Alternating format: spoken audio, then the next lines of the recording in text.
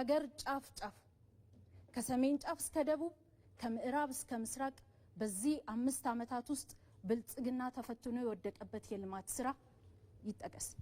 ያላለማናቸው የቱሪዝም መዳረሻዎች፣ ያላለማናቸው ዘርፈ ብዙ የኢኮኖሚ ኢንዱስትሪዎች፣ ያላለማናቸው የኩታ ገጠም እርሻ መሬቶች የትኞቹ ናቸው?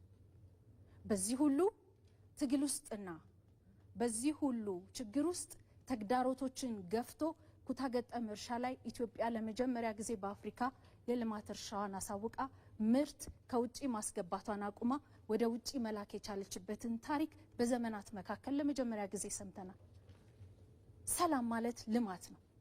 ሰላም ማለት አብሮ መስራት ነው ብሎ ስለሚያምን ብልጽግና ያለውን መሬት ያለውን የተፈጥሮ ሀብት እንዳትነኩት በሚሉ ትርክቶች ጭምር መጥቶ እንዳትሰሩበት ይሄ ከሆነ ያባላናል ከሚሉ የተሰበሩ እሳቤዎች ፈልቅቆ ወጥቶ እያንዳንዱ ክልል በራሱ እንዲያለማ አብሮ ደግሞ በመስተጋብር እንዲሰራ በአፍሪካውያን ዘንድ አሁን የሚነገርልን መልካም ዜና ብቅ ማለት የጀመረው በብልጽግና የመደመር እሳቤ ሰላምን በአንድ እጁ ሆደ ሰፊና መልካም ምህዳር በመፍጠሩ ምክንያት ነው።